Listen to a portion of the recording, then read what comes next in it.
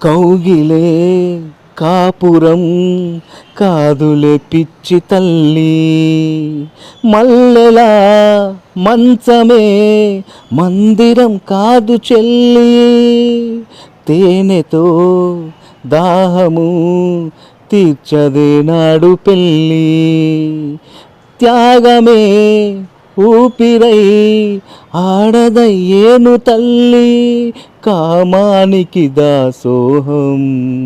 కారాదే సంసారం, కాచుకో భర్తనే